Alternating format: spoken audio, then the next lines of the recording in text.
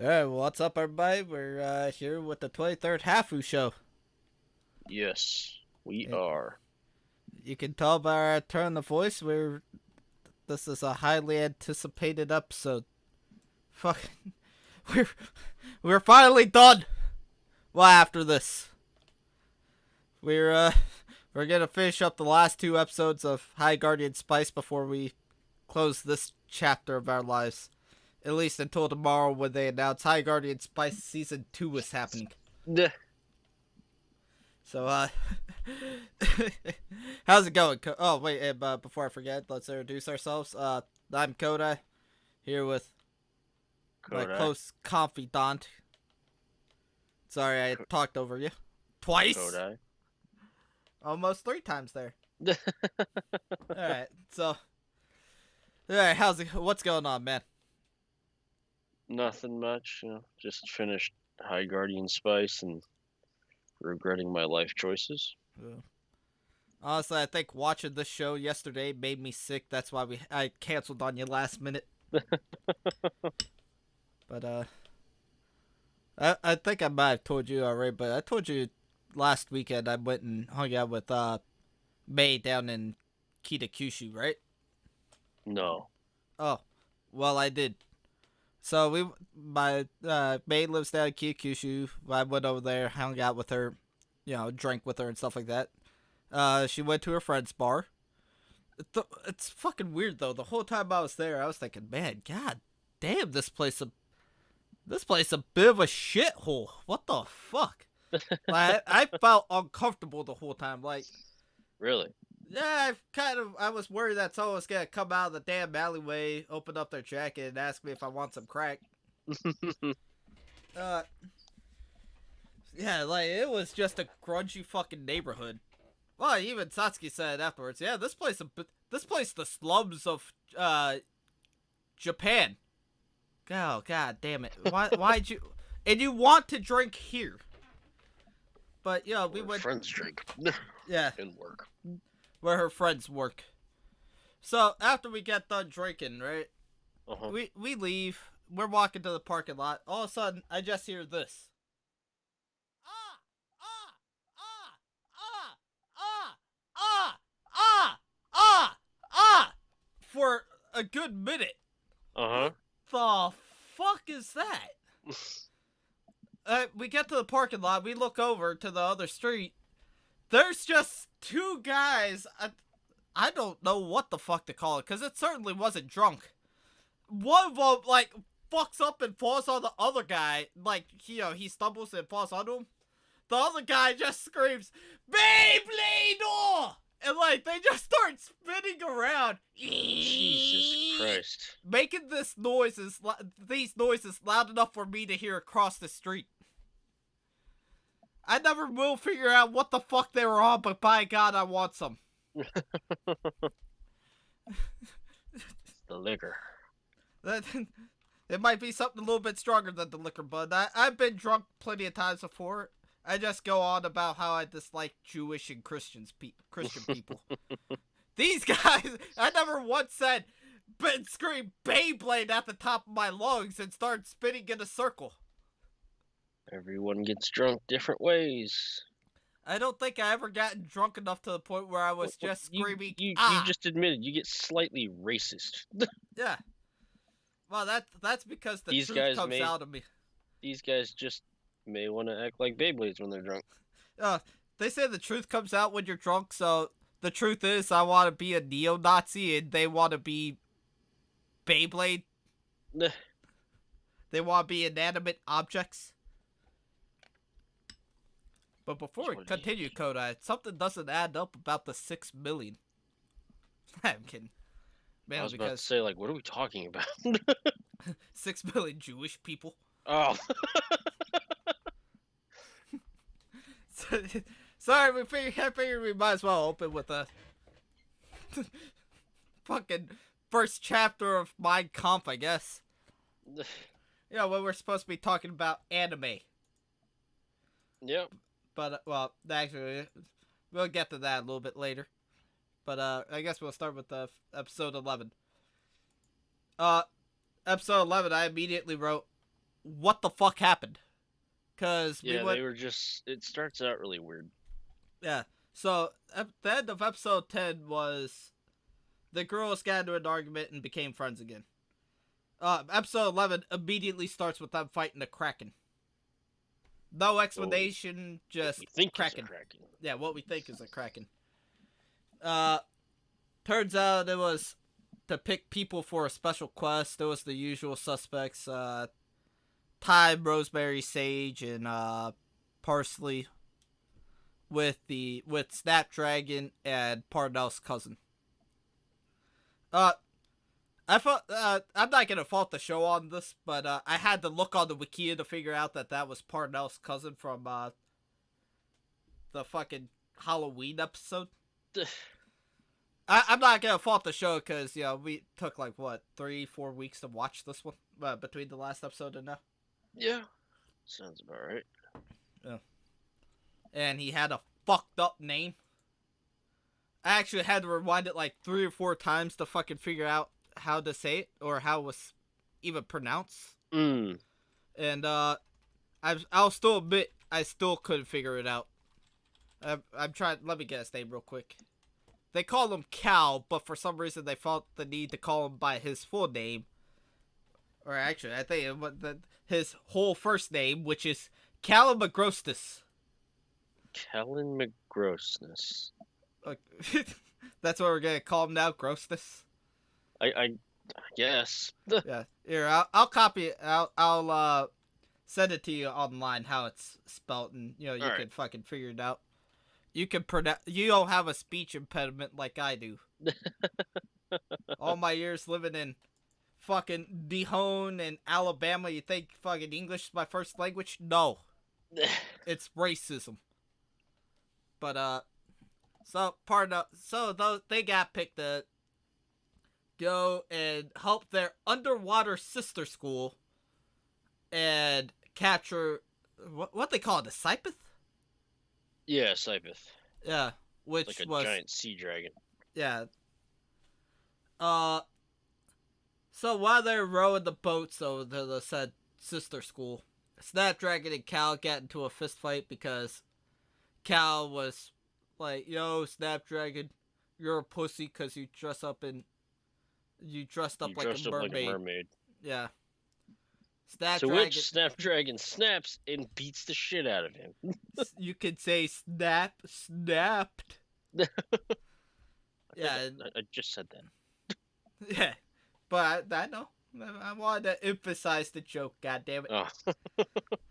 Speaking of joke, let me open up a beer.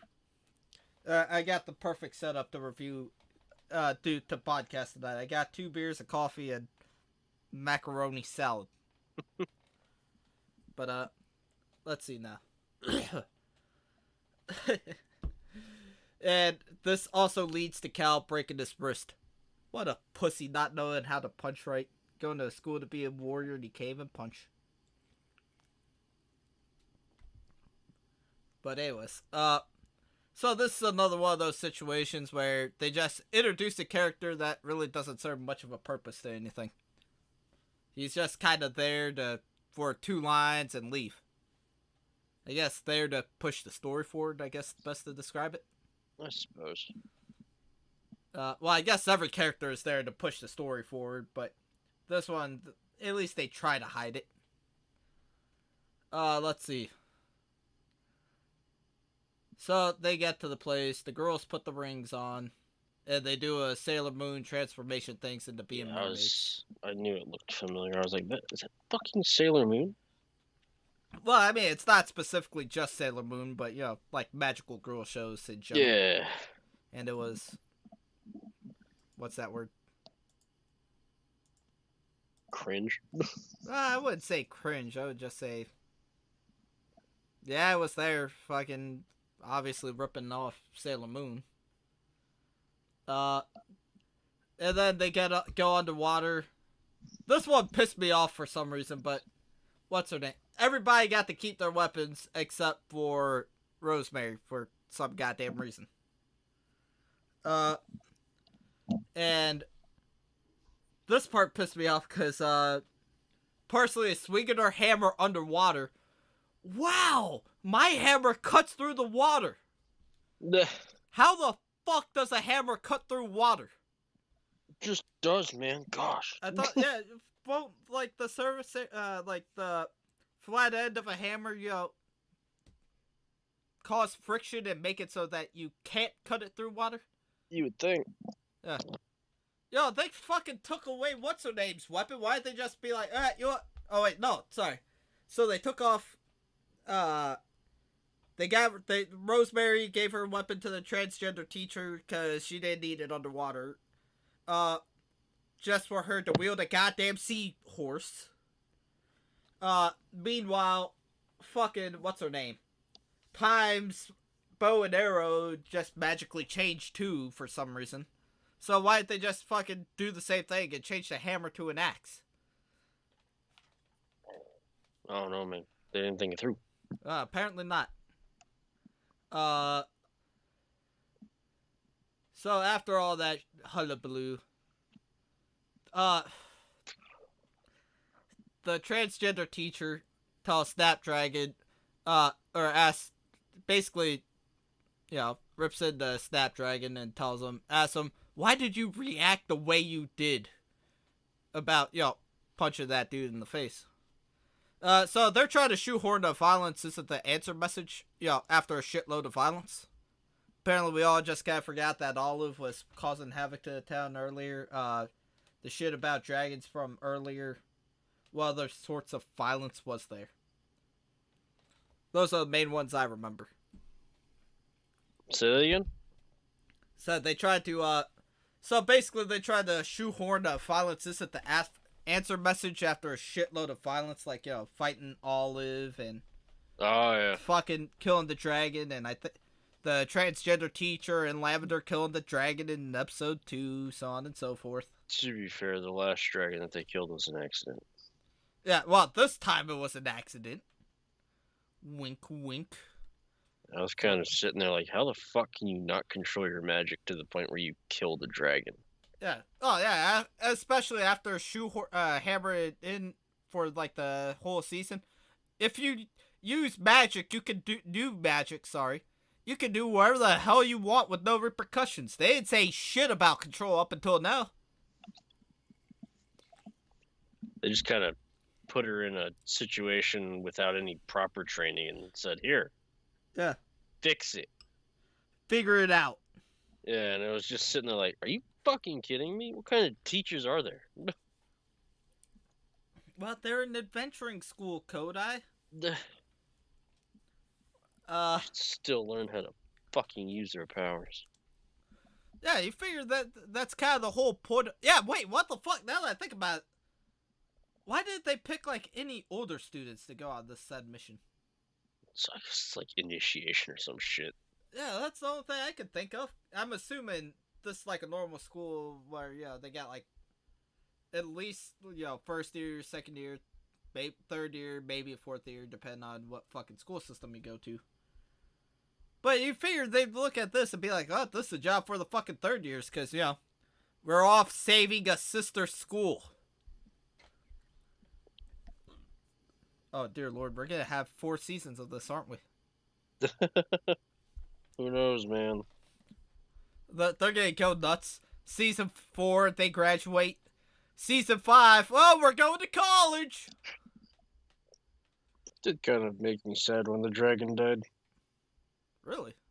Yeah, I was like, that's kind of fucked. Yeah, the dragon did nothing wrong. Dragons are just eating mer people. They don't matter. Yeah. They're not human. They don't do pretty girl transformations.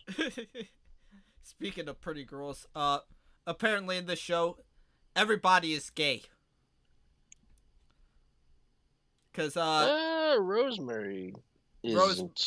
Rosemary's the confirmed. only one that isn't gay. Well, Rosemary and Poppy. Which one's Poppy? The dwarf. Parsley? I thought it was Poppy. No, Parsley. But fucking Well, that parsley hasn't even been shown to love anything yet except for her family. Oh, there we go. That's season 2 still on with. She wants to fuck her brothers.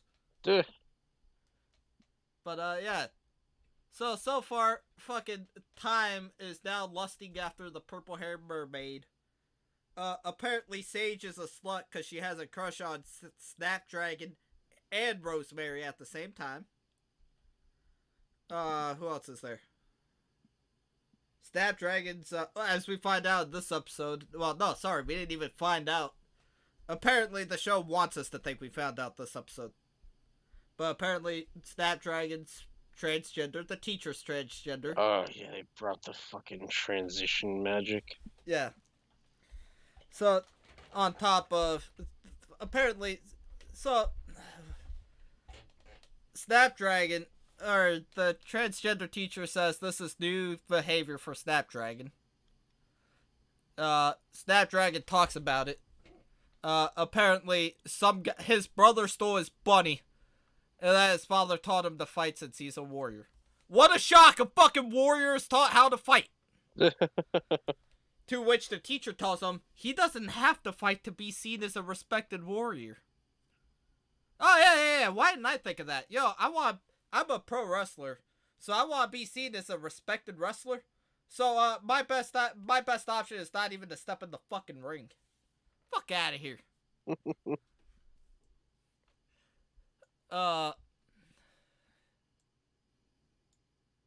Fucking, Jesus Christ. And for some reason, they felt the need to show a cutscene of Olive looking through Rosemary's journal. Because, yeah, that's important. Just gotta add it in, man. Yeah. This kind of reminded me of Sleepy Cabin with the whole Irish stories. Oh. Well, you see, first, they're fighting the Kraken thing, and it turns out it was to pick people for a quest. And then they have to go help a mermaid school. And then a cat girl reads a journal. And then we go back to Snapdragon talking about how he's transgender. Alright? I feel like 2 of those really didn't belong in the equation. They really didn't. They just kind of shoehorned it in. It's like, look, I get it. Your teacher's is transgender. I get it. But this is a kid's show. Oh, with all the blood in this episode, I think we're beyond kids show. Yeah, this was oddly, grotesque. Yeah, this was oddly violent. I mean, for the most part, cartoon violence doesn't bother me, but, when it's throughout the entire series, there's barely any. And then you gut a fucking dragon? Yeah. We're talking when fucking Luke Skywalker cut open that goddamn snow camel thing I forget the name of. What was it? That snow camel thing? I don't remember the name of it. Tanta? Maybe. A tauntaun. Yeah, when he cut open the tauntaun's gut and went and hid in it. I don't even want to imagine the smell of that. Fucking hell. Hey man, when you're freezing, you gotta make do. I would just lay in the I would honestly make an igloo in that situation. Or hell, sleep under the tauntaun. Let's see. Oh, so Snapdragon says he wants to be a girl because he wants to do his nails. That's what I got from all this. He was like, I don't want to be a strong warrior or look like a strong warrior. I want to look beautiful while fighting and shit like that.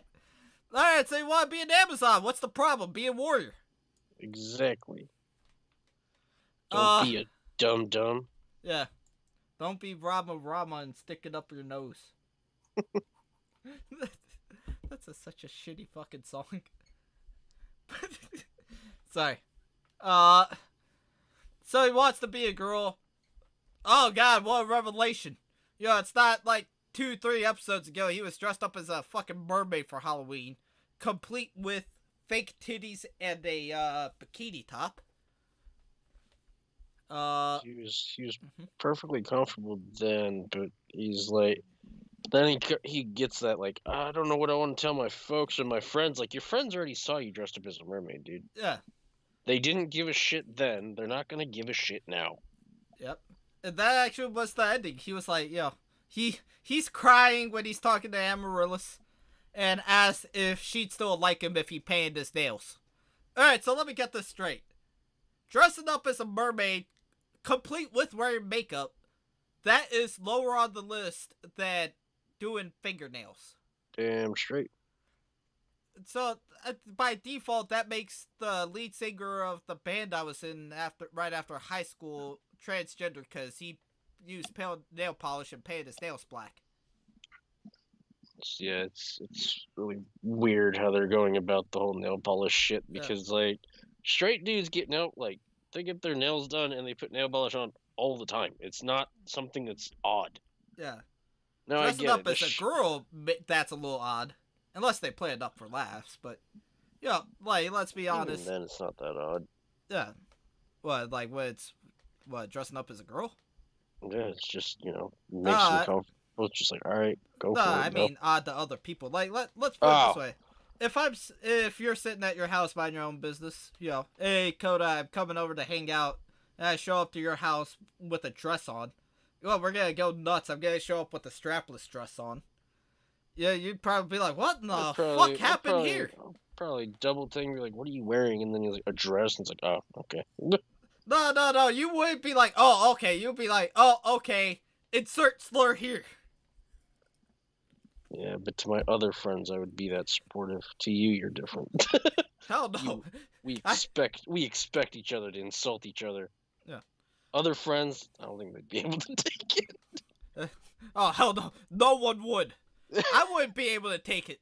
Sitting with the personality you got, complete with beard, and constantly talking about testosterone all the time, you're definitely not the kind of guy that would wear a dress. You definitely lack testosterone. Yeah.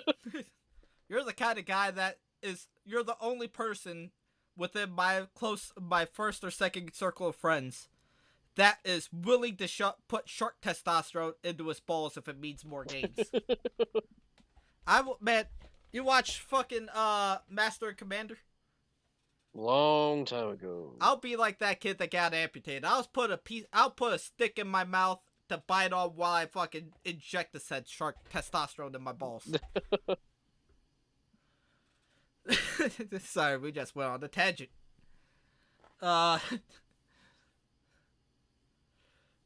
Shit, I forget what we're talking. Oh, right, yeah.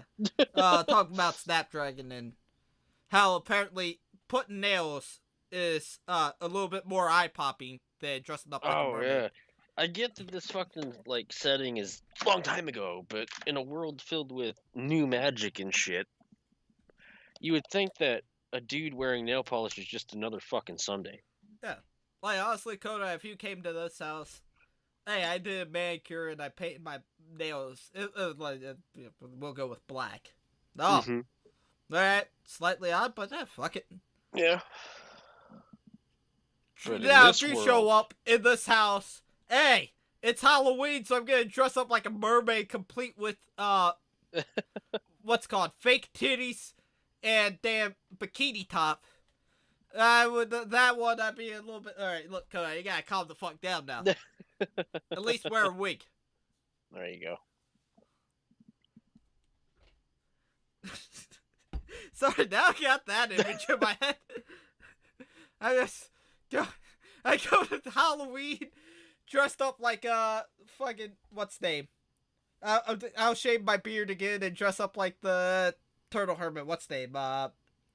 In the Master Roshi, you're just over there dressed up like a damn mermaid. The thing that's odd is they fought a Scypeth with the same tactics as the ice giants. Oh right, yeah, shit. They locked it in a room. Yeah, lock it in a room, and they just I like how it took them. the roof. Fucked up the roof. I like how they did. They fought the Scypeth twice, yet they didn't come up with this tactic the second time after people were already injured. Fucking Rosemary almost lost an arm. Yeah, Rosemary almost lost an arm. for some reason she was wielding a poisonous fucking seahorse thing. I thought it was its baby. I forget what. I think that's what it was. I think they said that it was a baby version of it. But anyway, so they fight it, they trap it. Sage fucks up and kills the thing because she can't control Brutally. magic. Yeah, like cuts the thing open. Like we said, Luke Skywalker, Tauntaun. And they decide to put it down because despite new magic apparently doing everything else on fucking Earth, it can't heal this thing. Because it's too late. Yeah. And for some reason, they decided that it should be Rosemary that puts it down. Well, the other teachers offered to do it, but Rosemary volunteered to put it down. Yeah, which I didn't really understand what was the whole point of that. I guess to show her honor and courage, despite her not having really much honor and or courage up until now. Not too sure. Yeah.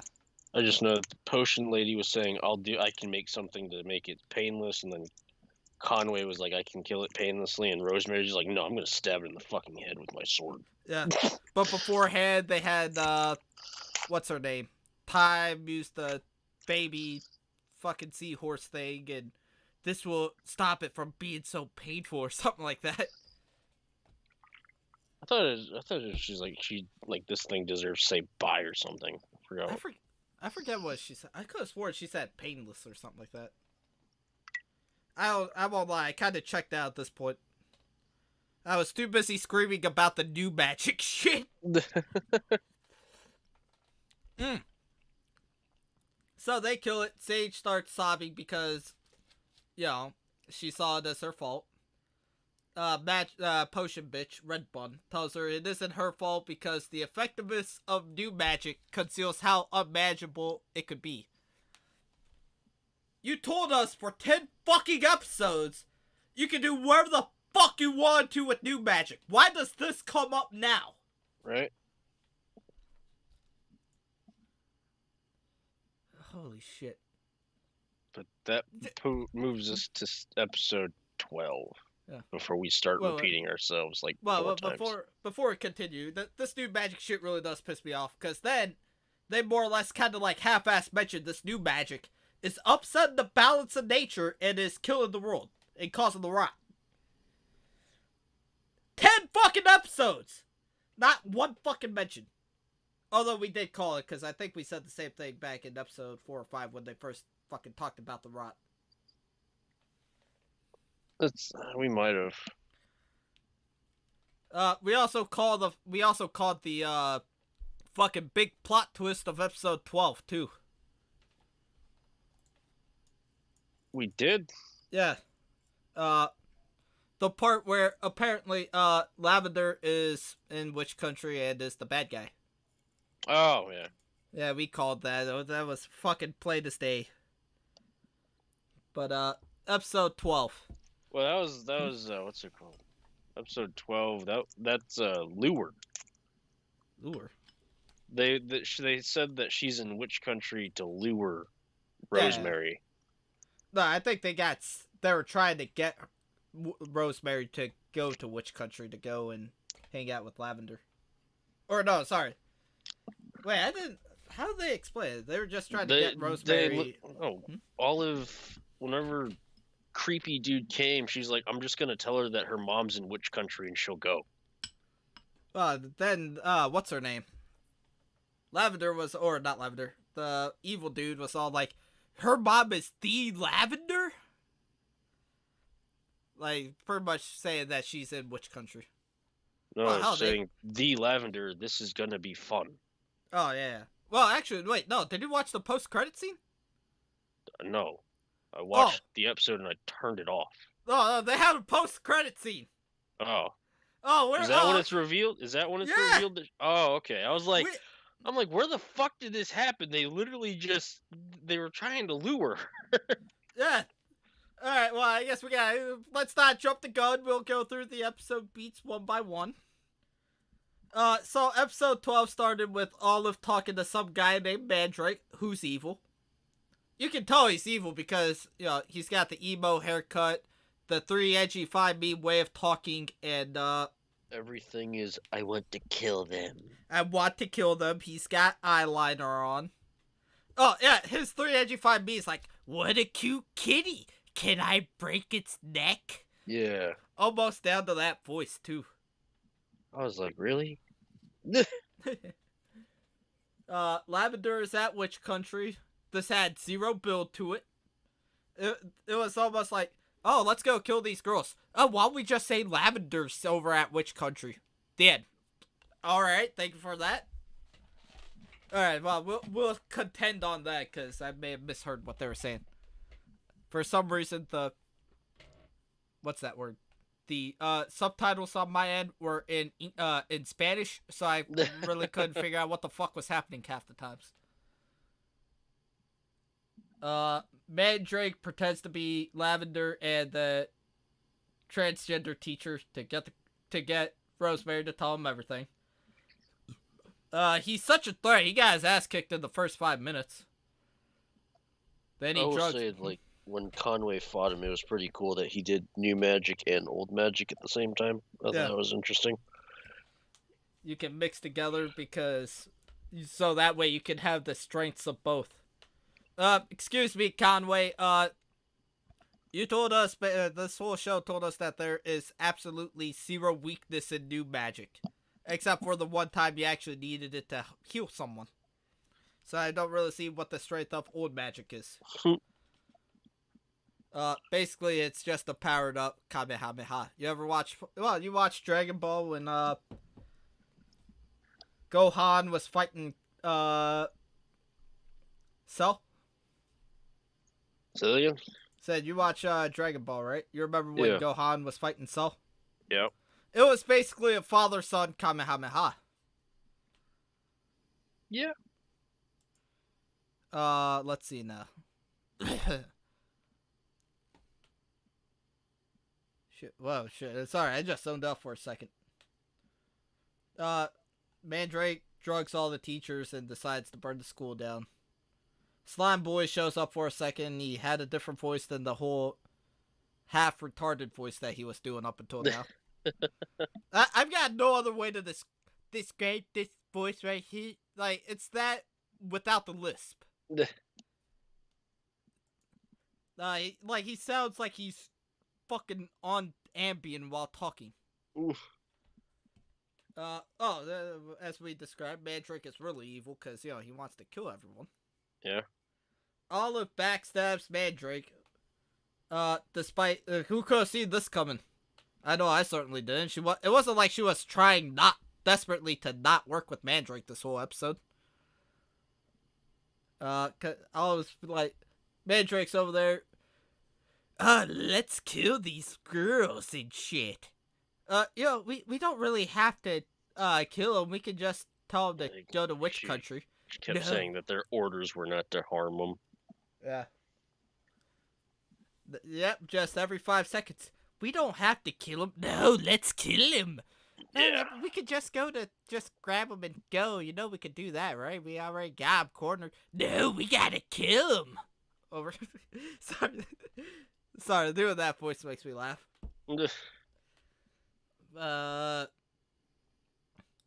So, Olive says she was sent to observe, but her orders changed. So apparently now she has a problem with killing these girls despite trying to kill them, back at the fucking Halloween. Yeah. They tried to do the big Sakura cutting her hair thing from Naruto with Sage having to cut her hair to save Rosemary. And then father-son Kamehameha, Sage finally learned how to use new magic, mixed it with their old magic. They take out fucking Mandrake. He disappears. And he disappears. He dresses up like a firefighter. Complete with suit and fire hoses, no less. In this magical fucking world that's apparently medieval fantasy, they got goddamn firefighters, complete with the firefighting suit and fire fucking hoses. And then this part fucking pissed me off. we got some sick moves as High Guardian Spice. This is Rosemary saying this. All the girls look at Rosemary's. Because of our names, you're fucking herbs. But I guess cayenne pepper is a little bit on the nose as opposed to Cal Miraculous or whatever the fuck his name was. That's Calamagrostis. Calamagrostis. Yo, that's not on the nose, but yo, cayenne might have been. Then we got the post-credit scene. I didn't know they had post-credit scenes up until now. I just kind of looked through I kind of figured something was up because the ending credits was... Sorry? Ending credits was, different, like the pictures and stuff. Mm-hmm. So I decided, alright, fuck it, I'll stick around and see what goes on. Mandrake is brought to the Triumvirate. What a shock. They're all dudes. He begs for another chance. They ask the person who dragged him to them for a recommendation. And the person that dragged him turned out to be Lavender, who suggests execution. Huh. In my opinion, that scene would have hit harder if you didn't say anything about her 20 minutes ago. It had way better build up than, hey, we'll just tell the girl she's in which country. Oh, no, she is! What was your opinions on this episode? Oh, shit. Yeah, honestly, there's nothing else we can say about it. I have nothing else to say about it. Well, since, you wrote this when we were talking about the topics earlier in the week, our hopes and expectations for season 2. What do you have? An actual story. Have something good. Well, I mean, good is gonna be hard from this company, so just have a story. We'll do good as you guys actually learn how to write a fucking story. Yeah. Have a beginning, middle, and end that actually makes sense. Yeah. Actually, let me rephrase that. Have a beginning, middle, and end. And if you want something to have an impact, like the rot, it should have probably been mentioned earlier than like 4 episodes in. Yeah. Or however long it took. If the rot is that fucking big of a deal in this world, it should have been brought up in the first episode. And then you should also bring up the consequences of using too much new magic and what it's doing to your world. Yeah. Yeah, on top of that, well, yeah, like with the new magic shit. They just said that it can do whatever the fuck you want to. And then here we are, several episodes in, like episode 11, one episode before the finale. Bringing something back from the brink of death, I can understand not working. No, that's cool. Honestly, I may or may not have been asking for too much with that. I'm talking about the, like, if you're gonna say, like, new magic is bad and it's harder to control, don't do that, fucking episode 11 out of 12. Do it earlier in the episode. That way you can see, Sage fucking up. Even though you can do whatever the hell you want to with it, it takes a little bit of time to actually get used to and learn how to do it. That way when she does, like, the whole new magic, old magic fucking fusion thing, it's like, oh shit, okay, that was actually, okay, that, now she knows how to control it, and she can use both. Put her that much further ahead than all the other students at the school. And also, like you said, if you're gonna do the whole upsetting the balance thing, don't fucking wait until episode 11 out of 12. And even then, it didn't serve any purpose to the plot, because one of the teachers that was talking about it being, upsetting the balance was using new magic. Yeah. The very next fucking episode, no less. The biggest thing that should have been done when it came to this entire new magic, old magic thing is, sure, new magic may be able to do things that old magic can't, but you should also tell them it has its limits. Yeah. It's like you can't expect to take from. The best way to explain it is, you can't expect to take something from a source without it taking something in return. Yeah. If it was Full Metal Alchemist, was it? the law of Uh, equal exchange, I yeah, think is what it's called. something like that. I believe Something that's how it of was. uh as much or more commensurate value or something like that has to be given in order to take it. Yeah, the law of equivalent exchange. That's what it is. Yeah. And I really wish that I know I went hard on the magic in general because I thought it was fucking stupid. But had they actually fleshed it out, sure, it would have been a light magic system, but it would have rules. It would have different things. Like one from there's a book I forgot. It's by an author named Brandon Sanderson. I forgot which series it was, but his magic system draws from metals and minerals in the world. Each mineral has a different ability. From my understanding, I haven't read those books yet, but you know, it has rules, it has limitations. You can't just tell everyone, yeah, new magic is the way to go, bro, because you it you're taking shit. It's infinite. Yeah. But it's just I don't Well, no. they did say that there is a cost. It was the world. It was nature around them. Yeah, Oh, the but problem. They waited 10 episodes to even yeah, or 11 episodes to mention it once. it was kind of just it's a big mistake when you just say like, yeah, man, this magic, there's no cost to it. Yeah. But old magic, and old, it doesn't even tell you what old magic's cost is to use it. They never explain that either. Holy shit! Yeah, right. No, they did. They did. It was like it puts a burden on the user itself, so it just Oh, takes not the energy from the user. oh, I I remember must have that, missed that part. but that they only ever mentioned it once. After that, it was just new magic is the shit, and old magic is the shits. Yeah, Excuse me for it's, burping into the mic there. I just really wish that instead of just half-assed writing a script without any actual flow, I wish they would have taken some time to actually flesh out the story they want to tell because for the entire season up until the last part, they didn't know what the fuck they wanted to do. Yeah, because And we'll have like one episode that'll actually have something to do with the plot or like the overarching plot, arcing plot. Sorry, and then we'll get 6 episodes where, okay, what's the plot? yeah, They go to school. The end. it's just Oh, keep in mind, this is coming from a guy that likes episodic shows. Like, not every episode needs to be, contribute to the plot. You yeah, can have filler from time to time. Like, I but think one of the examples we talked about in beginning of the show is Samurai Champloo. hmm Except for we're looking for a guy who smells like sunflowers.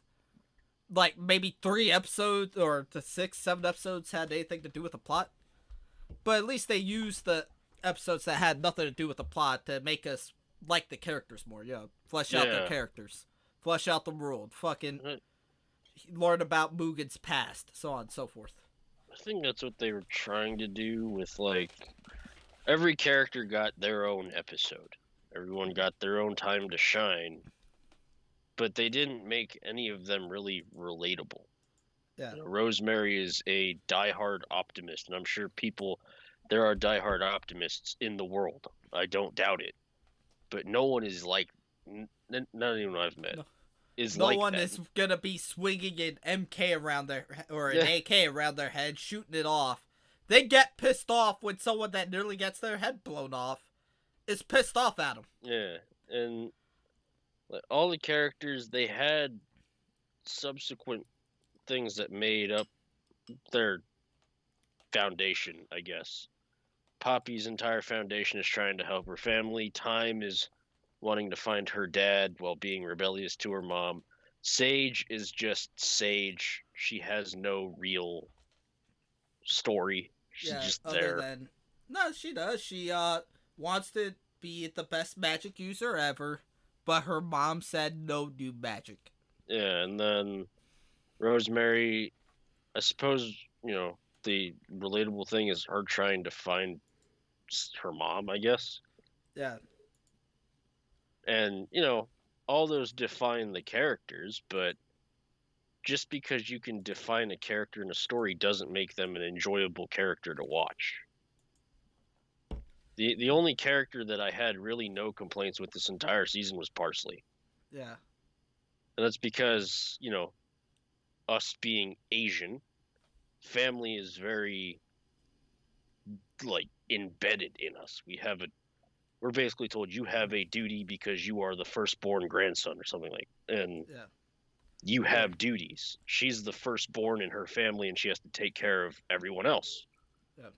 Put it this way, the stereotypes exist for a reason, and that's what it is with Asians. We supposed to take care of our family. Yeah, like putting them in a home is a sin. Yeah. Unless it's like hospice care where, you can't take care of them anymore. Only then can you really put them in a care home. Man, But I anyone told who my puts mom once that I was gonna put her in a home as a joke, and she fucking threatened to disown my ass. yeah, so it's and That we've reminds me, I need all to go to the hospital and see her this year. Oops. but it's Sorry, Mom. Even Yeah, though you don't watch this. just it's one of those things where Poppy was the only character who had any Parsley. kind of Parsley. Damn it! Why make a character named Poppy? That's gonna be the little sister to Parsley. Well, But- they never did name the little sister. It could be Poppy. They did not.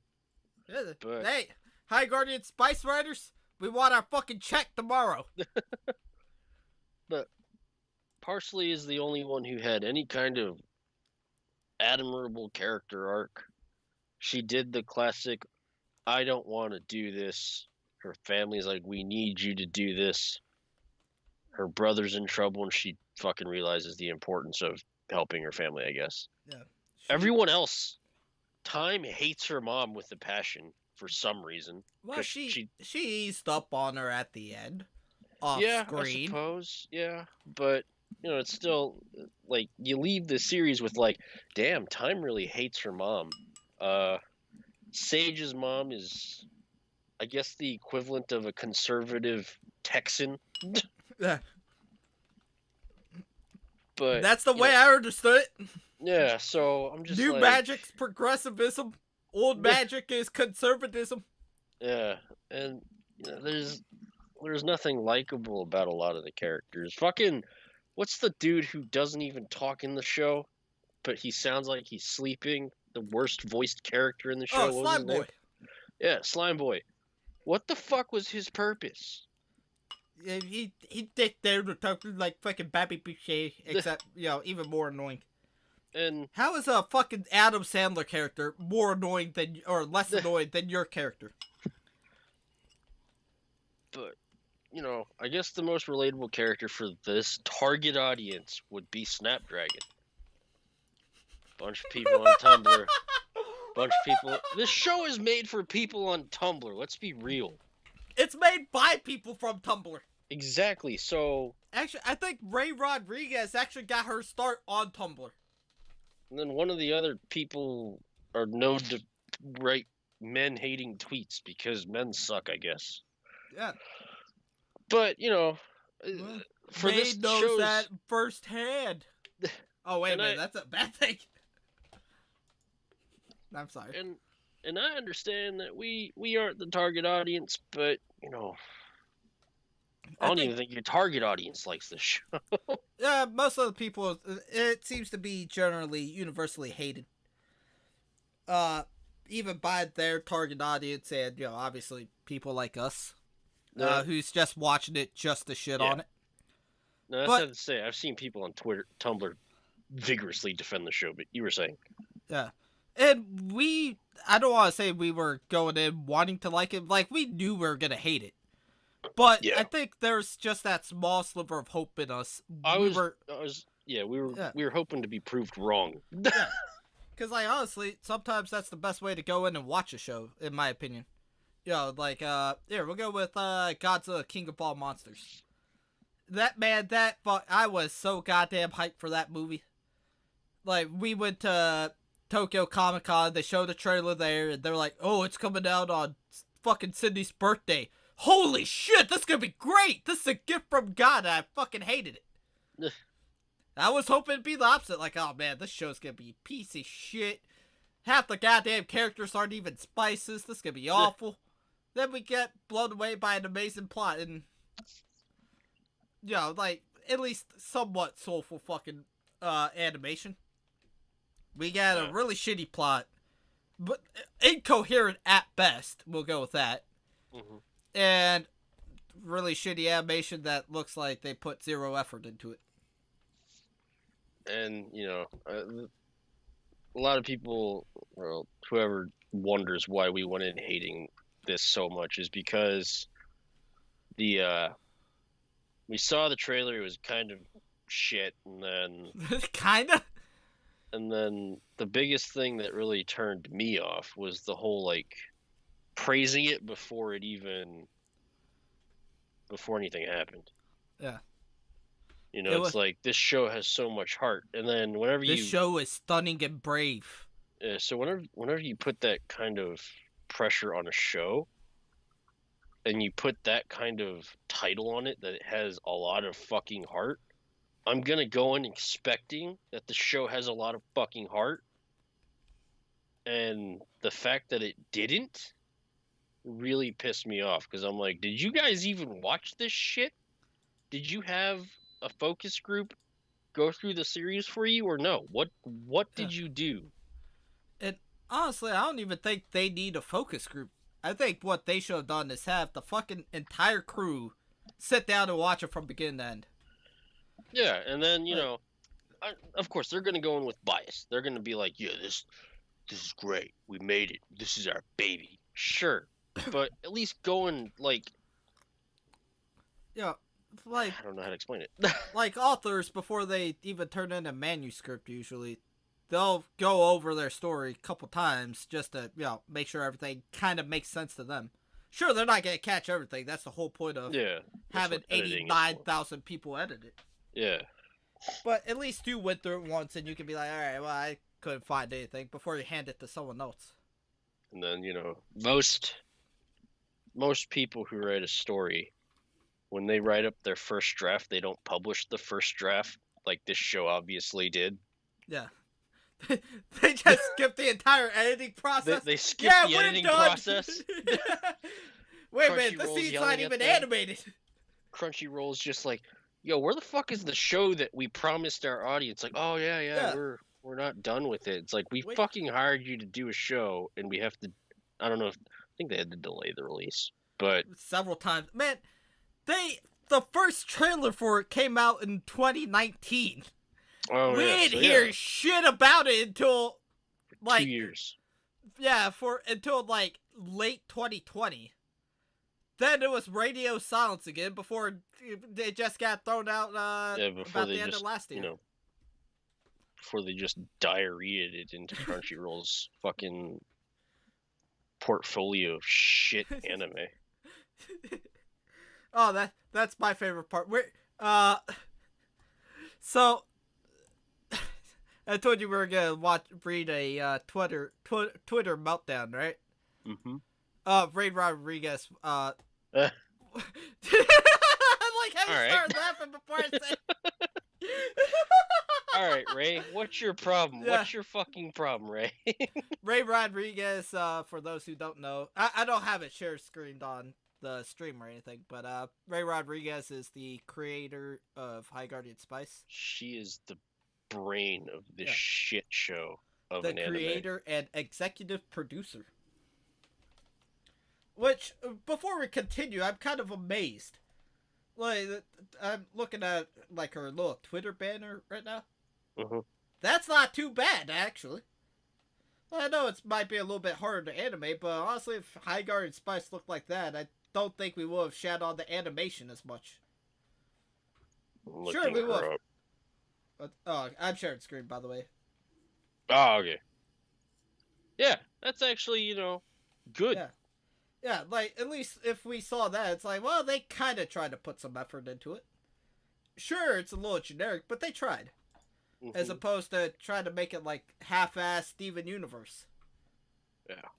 Well, which is half-assed uh, Adventure Time, which itself was a half-assed show.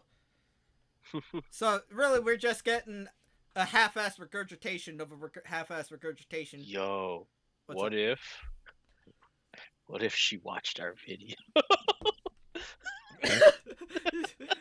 All right, I really want to know what these two half motherfuckers are saying. God damn it! I want to know what these people who get 20 views have to Yeah. say about my show. What? What? This dude with the beard, he has a really high pitched voice. Obviously, he's on HRT. Let's hear his opinion as a transgender. Hey, yeah, I think this show is a kind of a piece of shit. Fuck.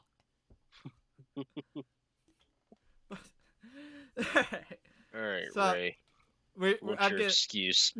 All right, so this is her tweet. She did 3 days ago.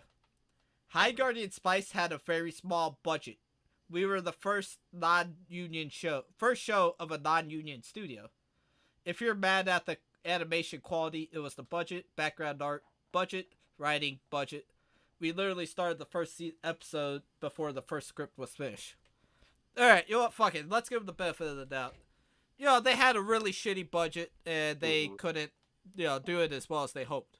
Yeah. Honestly, Ray, that is not the audience's problem. That's Yeah. your fucking problem as the person who made the thing. Okay, so I tend to be more lenient on cheaper games, and you're the opposite for the most part. Yeah, I tried to grade it all on where it's at. Yeah, so you have people who are paying money to your parent studio. Now I get it. AA games will have their issues. That's why I kind of just I just kind of let it slide. I'm critical, but I'm not as harsh as I would be on a full priced game. Yeah.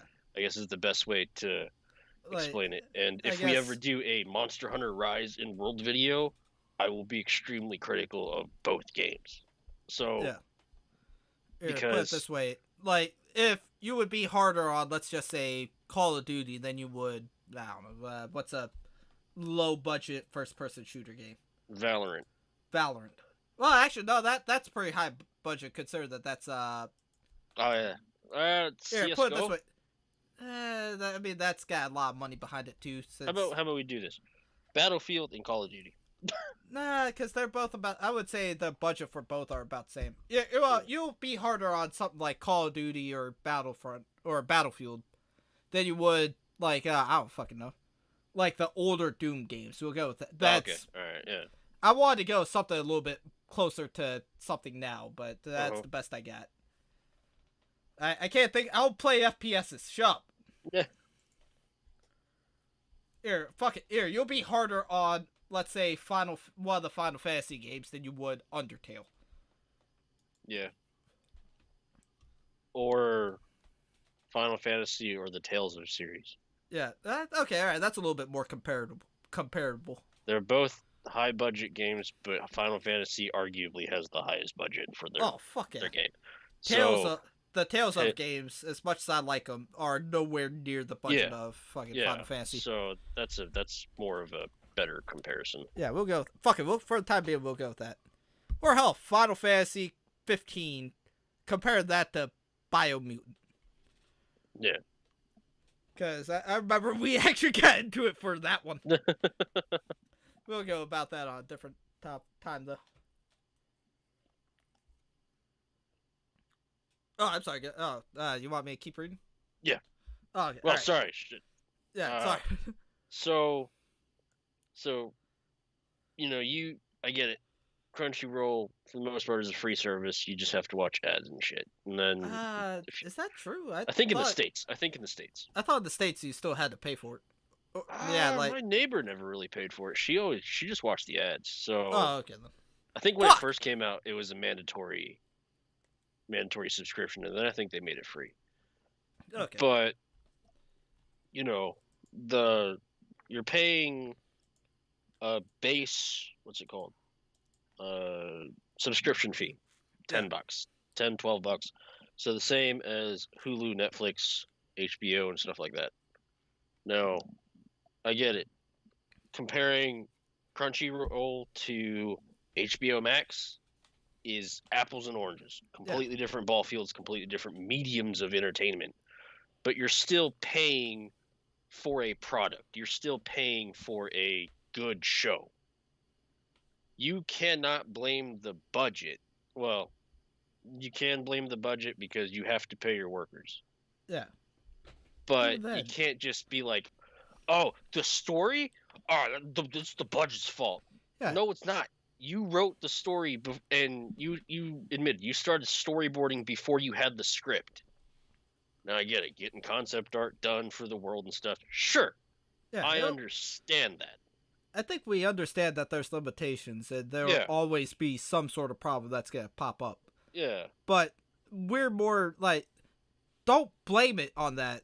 Work yeah, with it, because plenty like, of art yeah, came from like shitty budgets, like Clerks. Granted, that's a live action movie, so that's not obviously okay. apples and oranges. So That was only $30,000. yeah, actually it was like 26,000. So I'm assuming Crunchyroll gave them more than $26,000 to do a full blown season of an anime series that they wanted. I'm pretty sure they gave him maybe 100K, maybe. And that's still on the lower end of payment. A lot of companies will get millions of dollars to do this. You're getting hundreds of thousands, tens of thousands to hundreds of thousands. But I'm just to be safe, I'm thinking it's like $100,000 budget or something. And you know, if Clerks today still stands as one of the best films to go into Sundance. It was a very popular film, and people to this day still Yeah. religiously love the Clerks universe, and that's Yeah. because Kevin USQ. Smith, yeah, View Askew, Kevin Smith, despite everything that people may have to say about him, he's a great writer. He can write funny stories for the most part. I haven't seen any of his recent works, but like His older stuff, yeah, I'm just saying I've never seen it, but like all the ones I've seen, yeah, his dialogue is top notch. like Almost, it feels like he sat down next to a bunch of people talking and just wrote down everything they said. yeah, They and feel real. hands down, I've had conversations from Clerks 2 with people. I have had conversations like that. Hey, don't be putting our stuff out there. So, it felt I can relate to Randall and I forgot the Dante. I could relate to Randall and Dante You can relate for to the them. for the most part. They make fun of nerd shit all the time, and they Well, like nerd shit. all right, fine. I guess. All right, so you and Baldy McGiggles, what's his name? Muhammad is Randall and Dante. Me and retarded Ricky are Jay and Silent Bob. I guess, but he made I guess us two would be Dante. I called dibs on Randall. Haha, fuck you. You're gonna get shot. So, hands down, Kevin Smith writes top-notch dialogue, and that's a very good skill. And he funded most of his things. He maxed out credit cards to make his movie. You're given a heftier budget. You should at least be competent enough to write dialogue. Don't try and up it. You can make jokes, but there's a difference between trying to make dialogue relatable and trying to overemphasize stupid shit like you did. And for the most part, the characters' interactions in High Guardian Spice are not relative to the real world. It's all robotic in that. Yeah. If, like, put it this way, if, what we said about, sorry, excuse me, I had to burp. what we said about Kevin Smith's movies, where it feels like if we close our eyes, we can imagine someone right next to us just having that Yeah. kind of conversation. Fucking, this would be on the opposite of the spectrum. It's just that bad. They're trying too hard to make. It's like you have a bunch of people who don't know how to socialize, making a show about friendship. That's what it feels like. Nothing's organic. Which is amazing because, later on in these tweets, Ray Rodriguez says this isn't an anime. It's kind of, what's that word? Ironic, because that's what, what's the name? Miyazaki was saying that, or no, not, what was it Miyazaki? The fucking Ghibli guy. Miyazaki. Oh, okay, so it was Miyazaki. Sorry, for some reason I was getting Miyamoto confused with Miyazaki. So, Hayao Miyazaki was saying about anime, you got a bunch of people that don't know how humans act, trying to write how humans act. Honestly, you hit the nail on the head. It feels like that. Like, it does not feel natural. You got a bunch of people that don't know how people talk, try to write how people talk. Mm-hmm. Fucking, if it's elves, I don't give a shit. It's the same thing. Okay, I have a perfect comparison. I can't find their budget. It's not public, but Which one? High Guardian Spice. Oh, yeah, But- I don't think they fucking said it, but So I'm gonna compare Crunchyroll to Adult Swim. Adult Swim is a free cable service. It comes with Cartoon Network, and as far as I'm concerned, like as far as I know, Cartoon Network came with my cable, so I'm assuming Yeah. it comes with everybody's cable. fuck, it So comes. that's I live in Japan and it came with my cable. yeah. Well, at least same Cartoon here. Network. Adult Swim did. But same studio. Adult Swim is a subsidiary of Adult Cartoon Network. So so Rick and Morty. Arguably, it's not one of my favorite shows. I enjoyed it when I watched it though. But you have the most recent show that I watched, Smiling Friends, Yeah, which looks like it had a budget of $20. it's with- just, it's just with- Psychic Pebbles fucking around one day. It's just Psychic Pebbles on Flash. Just like I'm gonna make a show. So you have a Newgrounds animation artist, a bunch of them making a show for Adult Swim. It is 8 episodes, 9 episodes. Yeah, I have eight, watched eight. 8. I have rewatched that show 3 times. Yeah, And I learned about this show 4 days ago. Whenever I talked to you about it and you showed me it. I have watched it from beginning to end 3 times in Damn. 4 days. You It kiss has your dad on easily the be- mouth. Huh? You kiss your dad on the mouth. But oh, Daddy, I want to go to the Enchanted Forest. You can't go to the Enchanted Forest. That's for brave men. Maybe, perhaps one day. Oh, I love you, Daddy. Mwah. But you have Newgrounds artists that if you compare Newgrounds and Tumblr they're animation practically, styles. they're practically the same thing. One is Yeah. a little bit more shitty and is proud of it. Yeah, and then They the make others, it work. Yeah. So the dialogue in Smiling Friends, as outlandish as it is fucking hilarious. Yeah. It is fantastic. It is a show unlike any I have seen in a while. And it's Yeah. episodic. There is no overarching plot except 2 guys are Yeah. sent to make people smile. That's it. That's the plot. Everything else is episodic. Since You we're know, talking so- about High Guardian Spice being the opposite of Clerks, Smiling Friends is the opposite of Clerks in a good way.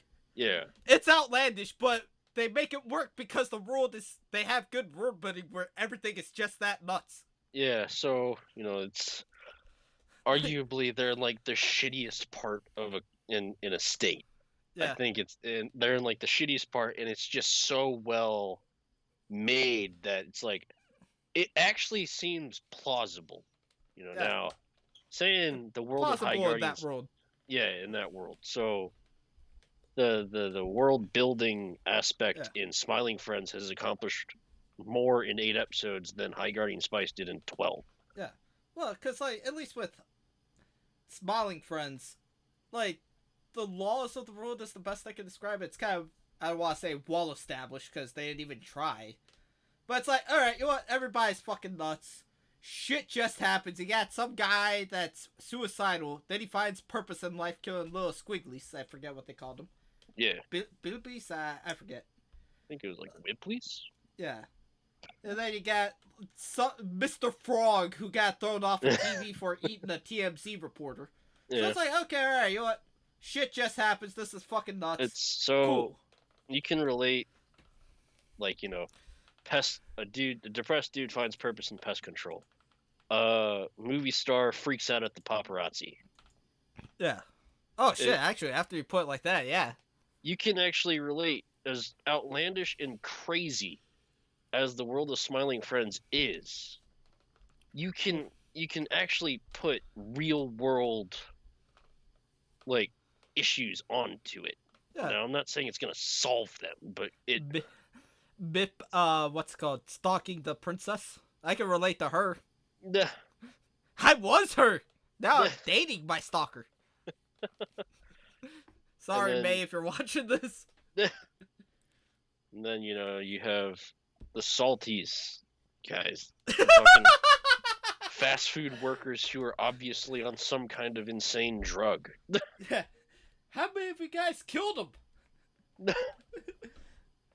But, you know, you can put, like, real-world situations into that show because you just got it takes a little looking in, like, reading into the show a little more than you have the show has any right to be read into. But you can still put, like, celebrity freaking out at paparazzi. That's the Mr. Frog episode. The frowning friends are literally just emo kids trying to ruin everyone's day. I really wanted to kill the Puerto Ricans. And then that's from the show. Yeah, I love Puerto Ricans. Some of my close friends are Puerto Ricans. It's not relative to his views, but you know, you can put real world shit onto outlandish things. It just takes a little, you know, finagling. Yeah, and it works. I love that word, finagle. The situations that these characters find themselves in, as fantastical as they are just don't feel fantastical. It just doesn't feel right. Yeah. It doesn't feel like an actual fantasy show. It just feels like I'm like watching a shitty version of Harry Potter. Honestly, when you say it like that, it feels like half the problems that they made, I don't want to say made for the show, because that's every show. Like, it doesn't feel like that's what natural. Should happen. Yeah, like, it doesn't feel natural. It doesn't feel like it's, like, natural law. Yeah. The natural law in our world and their world, as different as they may be, it should still feel like that's something that can happen in their world.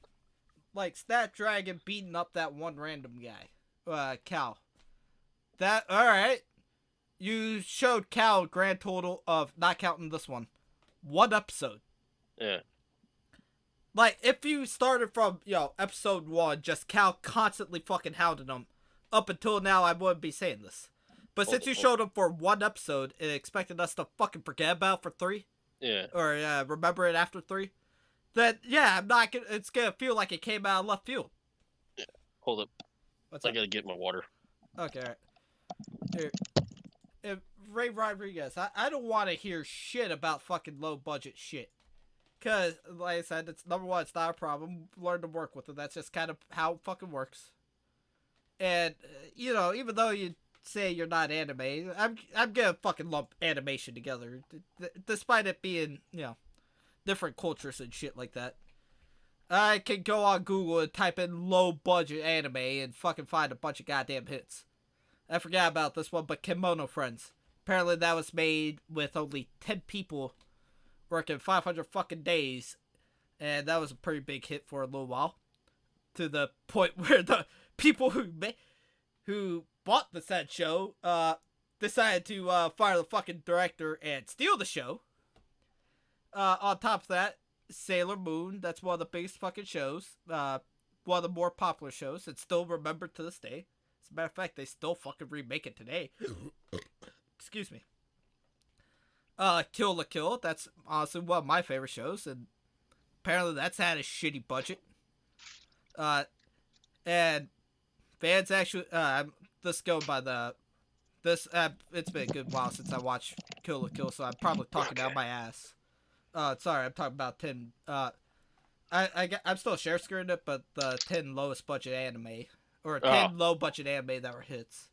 I'm just saying I want to hear shit about low budget when. Let's see.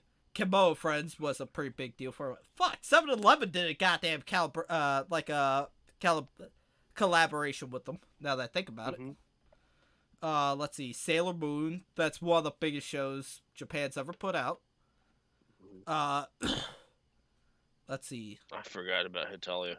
Yeah, I forgot about Hitalia too. I didn't mention that one because honestly, I thought it was only our group of friends that knew anything about Hitalia. Yeah.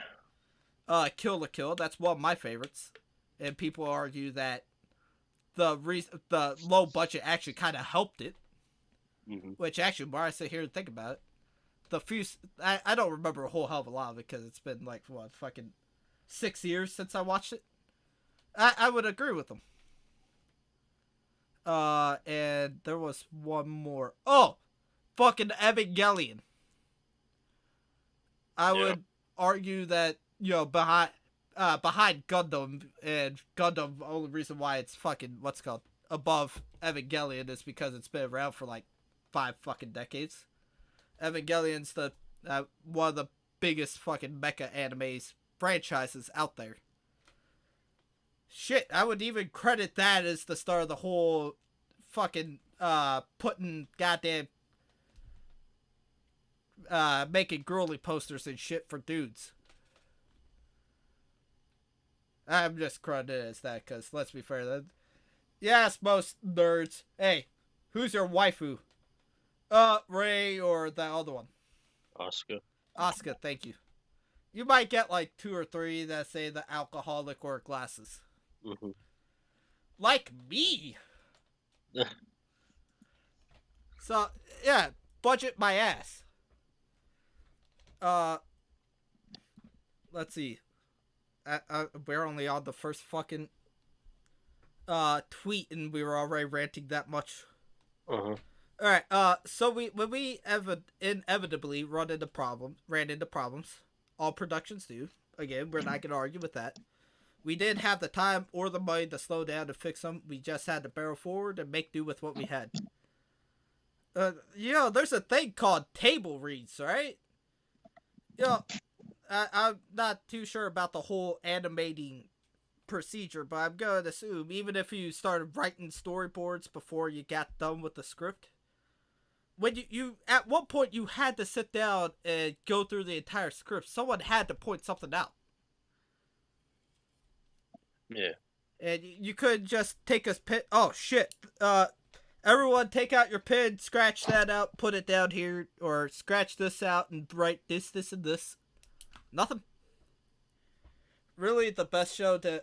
Sorry, I skipped one. People compare High Guardian Spice to anime because it's on Crunchyroll, but it isn't anime. It's a cartoon made with the same pipeline as any other American cartoon. See Smiling Friends. Although I would assume Smiling Friends had to have somewhat of a big budget if it hired Guilford fucking Godfrey to play as God. Shit, he's on an app called Cameo where you can have him give a message to someone. I'm pretty sure he's not that expensive. They just handed him $100 on Cameo just to say the lines. But so this further reinforces my argument because Cartoon Network, Kids Next Door had one of the most complex backgrounds. And, they had mechs and shit. That was episodic too. Dexter's Laboratory. Courage Cat the Dog was a little simple. Yeah. I don't know if this person put Cartoon Network and Adult Swim together. Rick and Morty. Yeah. Has some of the most complex background art in Adult Swim, I think.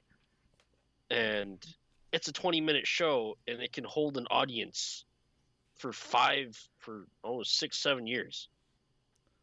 Now, Season 3 sucked, but I still watched it. And then season 5 was alright, but, I like how you skipped 4 completely.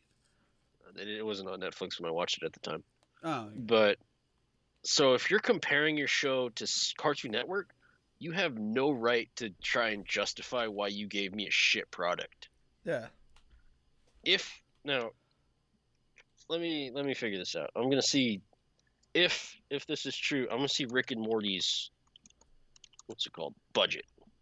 I can't imagine it's anywhere, well, at least the first season or 2, that high. Let's see. Man, why the fuck don't they ever put their budgets out there? What the fuck happened to that? Well, they want to be able to use the budget excuse anytime they get a chance. Alright, I'm so gonna I guess assume it's not that high, because let's be fair. Who in the fuck is Dan Harmon? Until you said, oh, this is the dude that did Rick and Morty, I didn't know who the fuck he was. So, I don't know. It doesn't really say. It's gay, but anyways. Don't justify giving me a shitty thing if you're getting the same budget as a Cartoon Network show. Let's see. Really, the best show to compare High Guardian Spice to is Onyx Equinox, our sister show, and the only other show made by the same studio as High Guardian Spice. OE had the advantage of learning from the mistakes HGS made and being Union, but it was a lot of the same team and same pipeline. Okay, and throwing Onyx Equinox under the bus ain't gonna make your show look any fucking better. So, hold on. We actually want to watch that one. So we can't compare your show to any other Cartoon Network show, but we can compare it to your other show. She said that the budget is comparable to a Cartoon Network show. She doesn't want people to compare it to anime. You know, despite it being on fucking Crunchyroll. Whatever. Let's see. I'm trying to think of other low budget shit that got popular and made, that left a legacy. We'll go with that. As cringy as it sounds, but I can't think of one right now because I'm not gonna lie, I'm kind of half buzzed. But I'll move on to the next one. What we were trying to make was incredibly ambitious for what we were working with, and we did the best we could. Maybe in another timeline, HGS might have gotten the budget and schedule it needed to reach its full potential. Yeah, why don't you try this out, fucking dumbass? Do what you could with season 1. Don't make excuses on Twitter. Just fucking polish it as much as you can.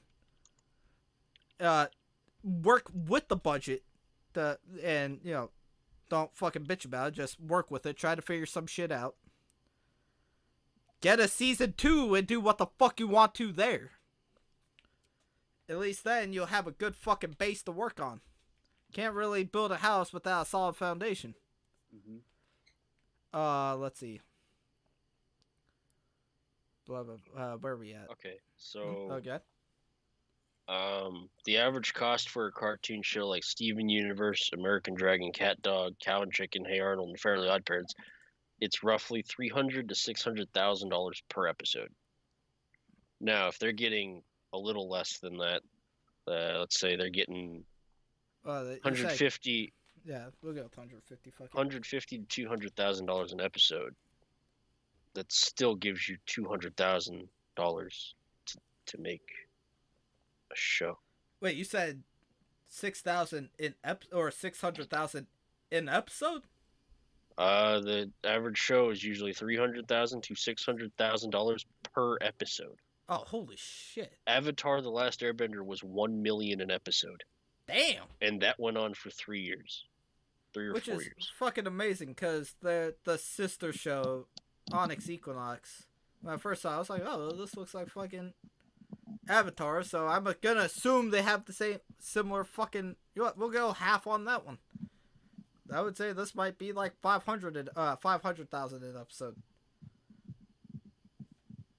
So This show looks good as fuck, honestly. so this budget was probably maybe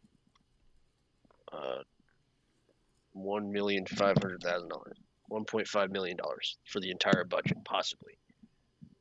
That's still a hefty budget that you can make a quality show out of. And well, If here I'm looking at the trailer for Onyx Equinox right now. No sound or nothing. I'm just looking at the animation. Honestly, animation is already 100 times fucking better than High Guardian Spice. If you're gonna say, oh, well, the only show we can really compare High Guardian Spice to is Onyx Equinox, and that's just because they learned from our mistakes. Horse fucking shit. You could fucking flip the two, and Onyx Equinox would still look way fucking better. It's way better animated. Hair's actually moving. Honestly, this looks like a weird mix between what's the name of that movie? It kind of reminds me of, like, the best I can describe it is if you mix Attack on Titan's animation style and Avatar: The Last Airbender, you get this. oh wow, Like, some of the shadows and stuff like that remind me of Attack on Titan, while the actual art style looks like a Avatar: lot like Last Avatar. Airbender. Yeah. But if you're saying that the thing we can compare it to is this, again, you have your argument doesn't stand. Yeah. Because if you're saying this is the show to compare it to, it's even worse than I had already put it. Yeah, honestly, your show looks worse now because they're telling me to compare it to fucking Onyx Equinox. And that's not coming out of a place of spite where I'm like, oh, I hate this person, I'm gonna rate their show less. No, this is purely like looking at the two shows, watching through all of High Guardian Spice. I can honestly say, and watching a minute and a half from Onyx Equinox, I can genuinely say it's 100 times better. Yeah. Like, I wouldn't complain at all. I would This genuinely actually watch looks this. like there's fucking heart behind it. And guess what? They didn't have to tell me that the show has fucking heart in it, Ray Rodriguez. Yeah. Or that I just had old to bitch. see Quetzalcoatl whoop someone's ass. I know that's a real god and everything, but I don't know why, but the way that sounds, it sounds racist as all hell. But You didn't. What we were trying to make was incredibly ambitious for what we were working with, and we did the best we could. Maybe in another timeline, Hard Guardian Spice would have gotten a budget and schedule it needed to reach. You announced the show in 2019. You didn't release the show until 2021. I get it. There's a pandemic, but guess what? Video game companies are making high-grade video games during this pandemic. Anime companies are making high-end episodes through this pandemic. You have no fucking excuse. You literally could have rewritten your fucking story 10 fucking times before going to Crunchyroll saying, hey, give me money to make my shit show. I don't think I've never seen you this pissed off. Even when we were talking about the first episode about the transition magic, I have not seen you this pissed off. Because he or she is making excuses for something that could have been fucking avoided. You're literally doing what Wings of Redemption did in bitching about, oh, it's a he. Okay. You're literally doing what Wings of Redemption did, is complaining that he's a fat ass who doesn't know what the fuck he's doing and he wants to lose weight, but he's fucking fat and is lazy. It's literally what you're fucking comparing it to. I am sick and fucking tired of these fucking animators being like, yo, please forgive me. No, I'm not going to forgive you because you have a budget higher than most other animation studios, possibly. Well, from this, I have to go off your word that you got less than what other companies do. But if a company can still make better shit with less money, you have no fucking excuse. Your writing is shit, your animation is shit, and you need to add some fucking diversity to your fucking cast. Everyone was voiced by a white person, for the most part. There's your hatred for men was black. it doesn't matter. most of the people that were supposed to be of color were white people. And then you have your one of your fucking story writers or whatever, if that's what you're gonna fucking call them, because obviously this proves they can write a fucking story, hates men and verbally fucking says that they hate men on Twitter, and then your fucking writing room, over 50% female. Sure, I don't know why you had to point that out to me, but that literally tells me that you don't have any. You have everyone with the same colored fucking hair, giving you an excuse of like why this is good. All you probably came from the same fucking background, which is the fucking cesspool that is Tumblr. And now you're like, oh, it's not our fault. Yeah, it is. It is your fucking fault. You wrote a shit story, own up to it, and say, we'll try to do better. That's all you can do. God damn. I don't think I've ever seen you this wound up in a good minute. I'm just hearing all the excuses for providing a shit product to paying customers. I watch this shit on YouTube. Yeah. Mainly because I need a VPN to use Crunchyroll, and I never also like say I want to watch Crunchyroll. But, you have people who are paying you money. You have a audience paying a company money to watch a show. They should be given a show that they can say is, it wasn't the best, but I enjoyed it. Yeah. Or, it's not my cup of tea, but I can admire the story, or I can admire the artwork. That's perfectly acceptable. But whenever you're saying we didn't get a big budget, look at every other show that didn't get a big budget and quit telling me to compare it to anime, because it's clearly where you got your inspiration from. Do not, and their little intro video to this entire studio. We do shit on paper. Yeah, so does everyone else. Everything starts out 2D, dipshit. Everyone draws out a storyboard on paper or in a digital program. You're not any different. You're doing what every other animation studio does. Now tell me why I should spend another 12 weeks of wasting my life watching your show. Give me a good reason to actually watch your fucking show. Because this first season was garbage. You had one sad part, and that was when a dragon died, because your sorcerer doesn't know how to fucking use her staff, and they sent her into a mission saying, oh, this should be okay. Yeah, we weren't even upset at the girl who couldn't use her magic. We were upset at the one fucking animal that showed up for 20 minutes. Yeah. Fucking hell. Honestly, I think you took the words right out of my mouth. Alright, let's see.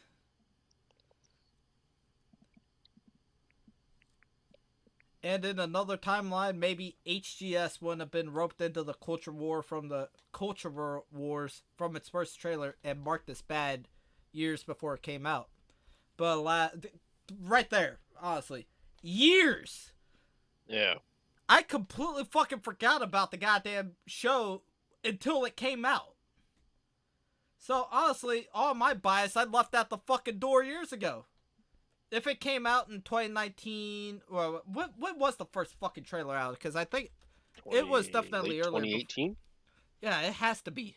I think it was 2018.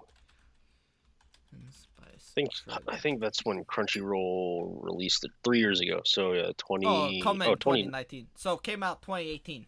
So yeah. 4 years ago at this point. Yeah. Honestly, I couldn't give a fuck about what happened 4 years ago.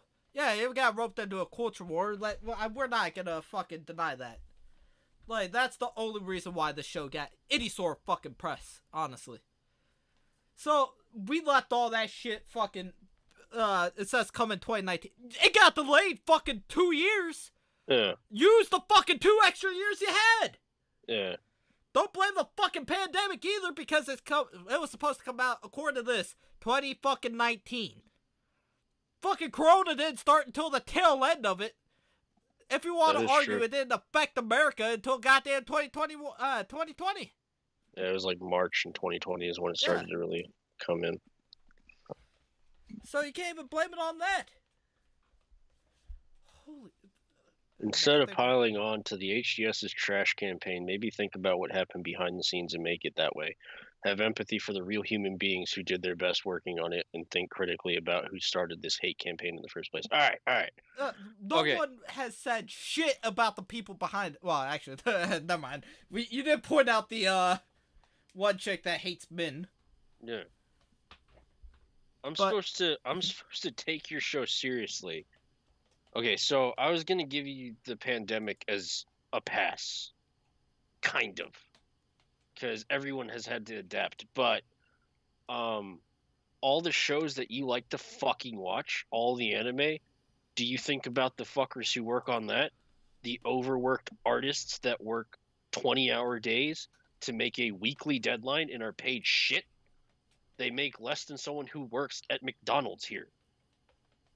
You expect me to give you sympathy for releasing a story that obviously you didn't flesh out properly, you didn't edit it, your fucking writing room is filled with a bunch of retards who don't know how to make a story flow, you're pulling from shonen garbage that's just like all these cliches in a cartoon series. Let's do that. Let's do this optimistic. Let's do Naruto with pink hair. Let's do fucking. I don't know who else did. Man, basically, every fucking Sailor Moon. If you don't want me to compare your shit to an anime, then quit trying to tell me that it. And I get it. She's saying it's not a. He's saying it's not a cartoon. It's not an anime. Don't compare it to that. I can compare it to that for the pure reason that there are shows that have worse conditions than you and worse budgets than you that can put out actual quality content that isn't a waste of my time. I can honestly say that with every time we did a High Guardian Spice episode, I literally felt like I wasted an hour of my life watching this garbage. Yeah. And all the people, they're trying to be supportive. They're saying, "Oh, you guys did the best you could." No, you didn't.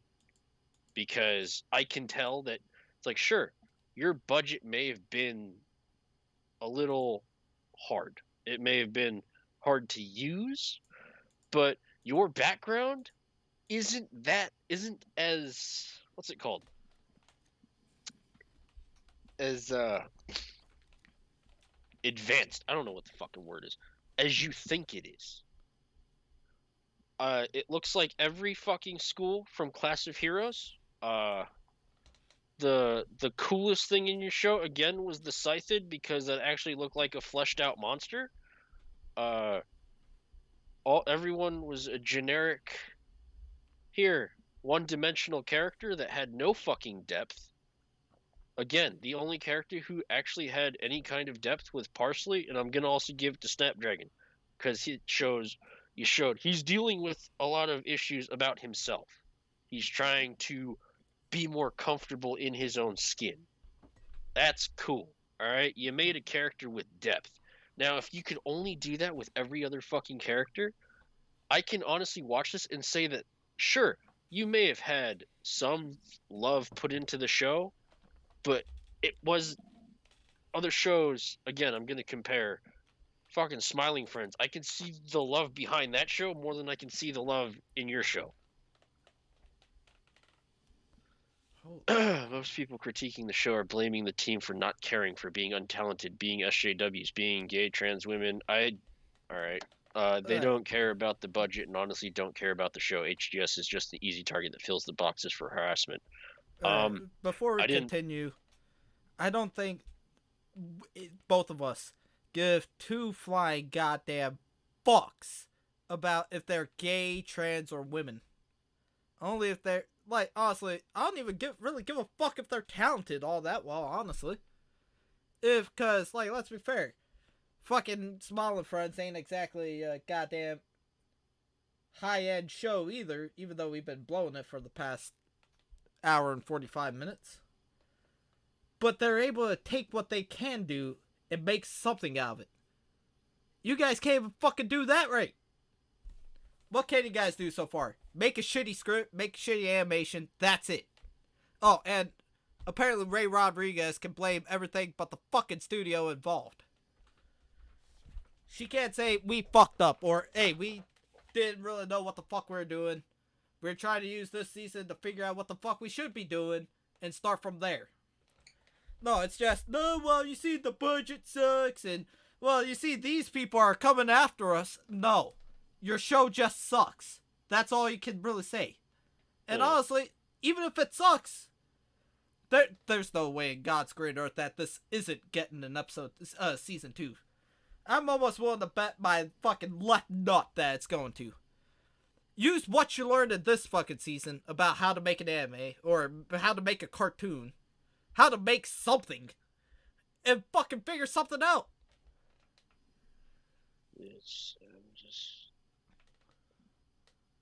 I didn't. Being SJWs, I guess men hating is in the SJW category. Oh, so, good lord. One of our writers said a bunch of fucked up shit and, wants to kill men and stuff like that, but goddamn, how dare you use that against us? So, fuck off. I'm not saying you didn't care. I'm saying you didn't care enough. Yeah. I'm not saying I didn't even think about the SJWs. I thought about the feminist writer you have who shit talks men and trashes them constantly, apparently. And then their sexuality didn't even come to mind when I decided to hate your show. I don't think we even knew that they're like half the people on the show were trans. It came from me hating you because you can't pull your head out of your ass for 5 minutes and say, hey, yeah, I'm sorry our writing sucks. We'll try and do better. No, you had to blame the budget for your writing. Here's the thing. Before you pay to get a book edited, you should give it to a group of people first that you know that can kind of help you polish it, and then waste money and waste a studio's time in making your shit show by fleshing out your story. Don't write a first draft and say we tried our best, because this is obviously what happened. This was a first draft. Yeah. The character interactions were not natural in any way. It felt robotic. It literally felt like a robot wrote your script. Your heart that you put into the show, I don't feel it. I really don't. I see a bunch of cliche cash grabs and buzzwords being used to promote your show. And sure, you may be all for trans rights, gay rights, and so on and so forth, as am I. But don't bring your worker sexuality into an argument that this has nothing to do with. Yeah. Because I'm pretty sure 80% of the people who hate your show weren't saying, man, it's made by trans people, I don't want to watch it. Because I can tell you this. Most people that I've interacted with online and in real life, that doesn't even come to mind. They don't even ask, are they this? I don't support it. No. You just brought a spotlight onto your workers' personal lives, and you have brought harassment from people who hate gays and trans people to your show because you put a spotlight on it. Yeah. You Barbara Streisand your fucking group. That's it. I hate your show because obviously you, as a director, don't give a shit to admit that you fucked up. You're blaming money. That's a nice little tucking your tails in between and running away. It's like, oh yeah, no money. I can blame money for a show that the character design was kind of shit. The backgrounds were apparently super hard to make, and my writing, I can blame. That's like me and Sydney here blaming our shit for being poor. Yeah. Oh yeah. We can't really. The highest we can afford is OBS and like the one background we constantly use, and that's it. That's why our show sucks. No, it's just because we're not funny. But that's not the point. But yeah, like even me and my mentor, Almighty Noe, we were talking about once. Like, me and him are wrestlers, blah blah blah. And he was. I forget how we came to the topic, but me and him kind of see eye to eye on the whole thing. There's no such thing as a bad crowd or like a bad audience. The reason why you can't get the crowd to pop is because you suck, honestly. Yeah. Because it's not the audience's job to be excited for the show. It's your job to make them excited for the show. Yeah. So, and the same topic can be applied here.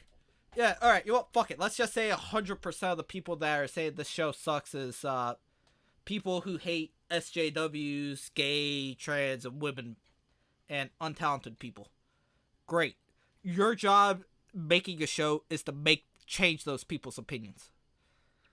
Like, I've had dead crowds before. And, you know what? And even when my match sucked, I'm not like, man, fuck. This audience was just that bad. I never want to wrestle in front of them again. No, I'm beating myself up like, fuck me, man. I failed at my job as a wrestler to go out and make these people, get these people into the fucking show. Same could be said about any fucking show or anything that has to do with entertainment. I would even go as far as sports when, like, a fucking MMA fighter is getting booed out of the building because, he's just, like, being passive. That's all the fucking MMA fighter. That's all the audience.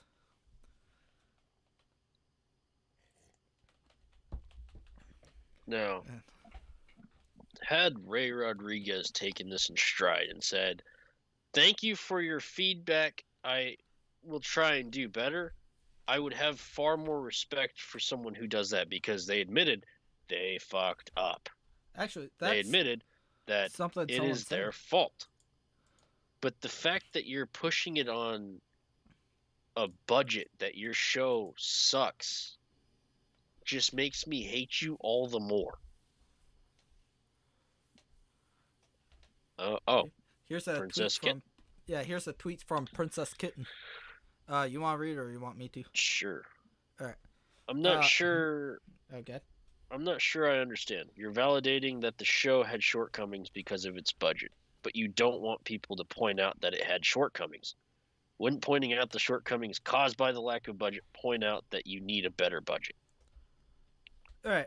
Let's just fucking play devil's advocate. Apparently Ray Rodriguez couldn't pay the fucking writer to go back and reread his shitty script afterwards. Yeah, like, that's a good point, honestly. Just go up the fucking Crunchyroll. Well, you see, the reason why the show shit is because we don't have the money to pay the goddamn writer an extra $1 fucking for an extra 3 days to actually go back and look over a script and read it out loud. We couldn't pay for the fucking pen to scratch out shit. Yeah. So, when I watched this show, the way I saw it is people came to work and they punched out the minute that their time was up. I mean, they punched out the minute their shift was over, and they stopped caring after that. I'm not saying method. I'm not saying you have to work overtime, and I'm not saying you have to work on your off hours. But had you put aside a little bit more time in your personal life and I get it, some people may not be able to do it. They got kids and stuff. They got families. I understand that. But when I worked in a child development center, my shift didn't end at 6 o'clock.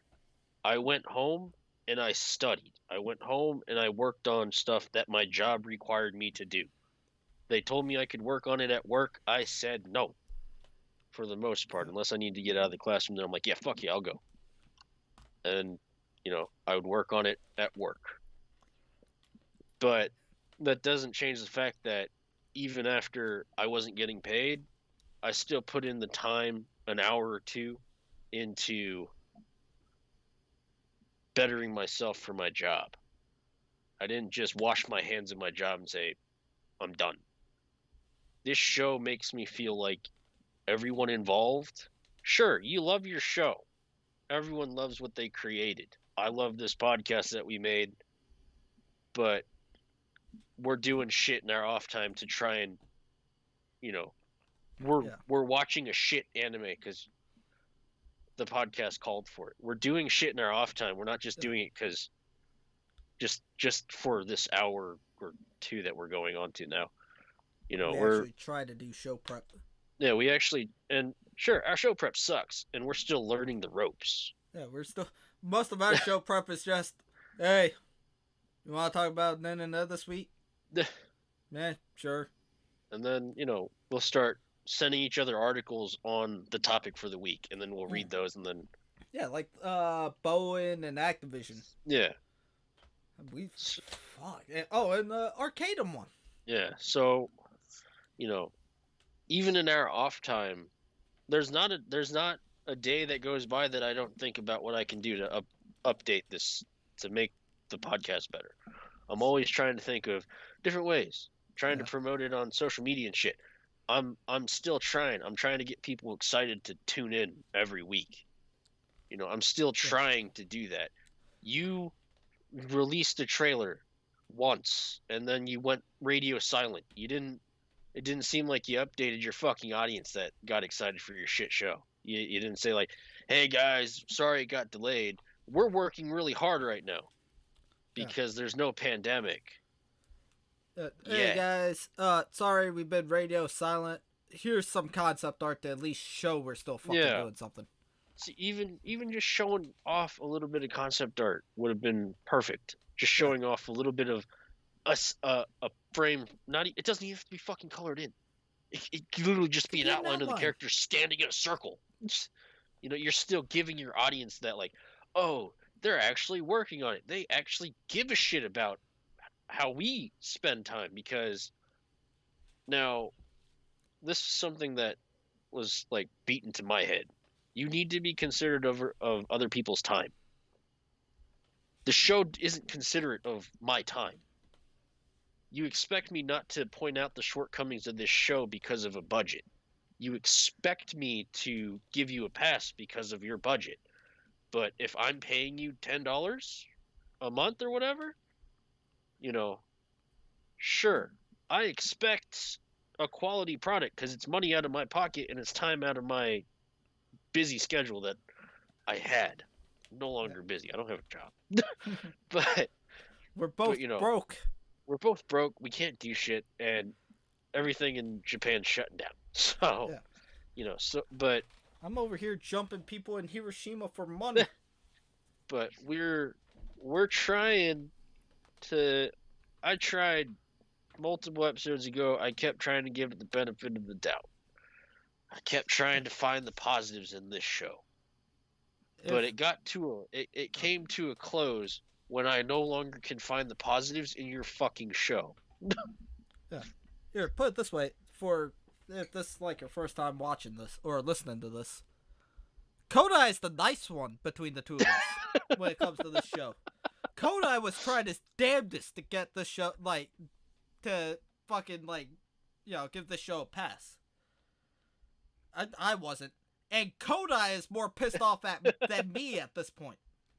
Because I've put all this fucking energy into trying to give a show a benefit of the doubt, only to be told that I'm a fucking asshole because all of a sudden I'm being called an asshole because I blame you for making a shit show. Yeah, here, put it this way, before we continue, Ray. Let's say you go to a restaurant. I don't know what the fuck you eat, but let's just say you order a steak.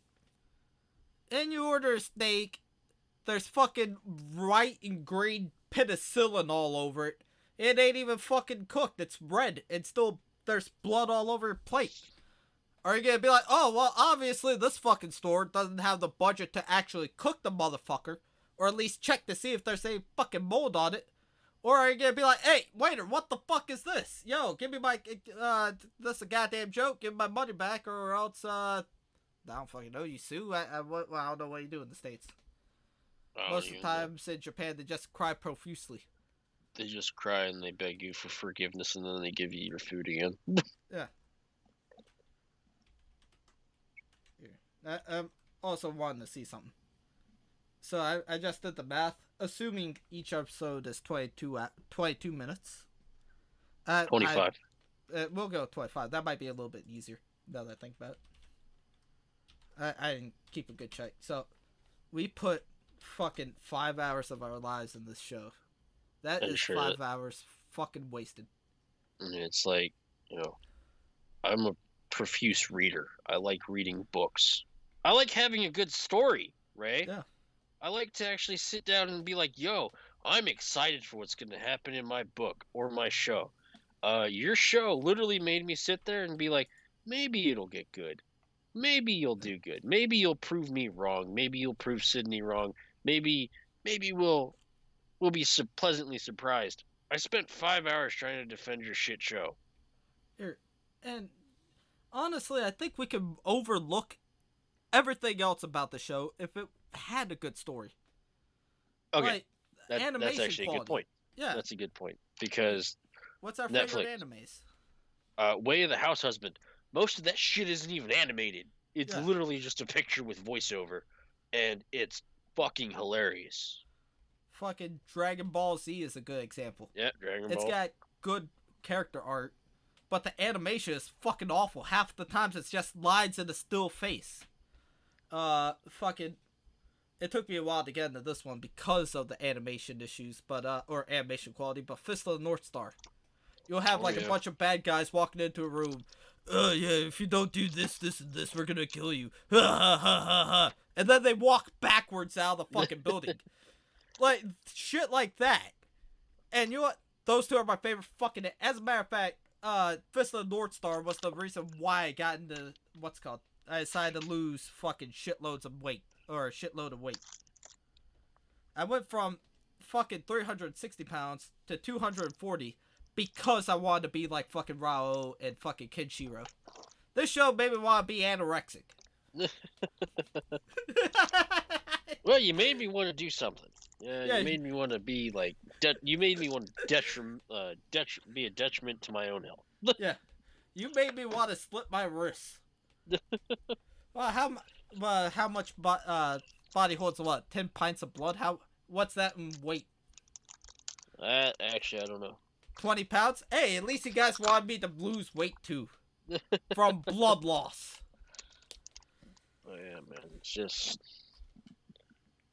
I can no longer defend your show, and whatever you release in the future, I will go on with the eyes that you have left me with. This is going to be utter shit, and I'm gonna hate my life when I watch your show. So thank you. Thank you for ruining my outlook on low budget animes. Oh, sorry, cartoons. Yeah. Because I can't compare it to anime. Thank you, Ray Rodriguez. We were gonna go into High Guardian Spice Season 2 if and or when it comes out, for no other reason than it gives us 20 extra views on YouTube. But now, since you want to be basically a fucking cunt, we're just gonna watch it to shit on it because, fuck it, why not? Yeah. If you're not gonna take the blame and say our show sucks because we made it this way, then fuck it, we'll just continue the shit on it. Fuck, just acknowledge it, man. Just be like, yeah, all right, we understand that it's not the best. Yeah. We understand that we could have done better, which is what you hinted at, but instead you pushed it to the fucking budget. But this is you basically just like, yeah, we tried. Totally. We totally tried to make it a good show. It's not because my writing team doesn't know how to write dialogue. This show she just admitted he just admitted High Guardian Spice sucks. Yep. I didn't even think of that until now. And then we're the assholes for actually saying it sucks. Our show sucks, but you're the assholes for saying it sucks. Right. But what the fuck? You're a dumbass. Oh, I don't want to say since he's not a public figure or nothing, but you're a dumbass. Someone wrote, well said, sir. People don't realize this stuff is a legit labor of love. Eat my ass. But and this before I dude's 2 lose years any older more, than us. before I lose any more brain cells, I'm done. Yeah, I'm done too. There's nothing else that can be said about this. Long story short, you're a dumbass, Ray. We're dumbasses too for fucking wasting 5 hours of our lives watching your show. But at least we're like, we watched it because we wanted to. You just can't say, oops. We'll go with that. Alright, I think that's all we got planned for tonight, and we've been ranting about this for 2 fucking hours. Holy God, I want to kill myself now after realizing that. But this is Kodai. Yep, and Sydney. We'll see you guys next week. You can do shoutouts. Okay. Alright, let's see now. Hold on. Let me get this up and running. Alright, thank you. Alright, I hope to God I pronounce our guys' names right, but Aldi Sia? Thank you for watching. Troop Dog. Nice name. But thank you, Troop Dog, and La Kaylee. Thank you. Alright, we'll see you guys next week. We'll see you next week. Next week, we're most likely going to talk about big video game news. Sure.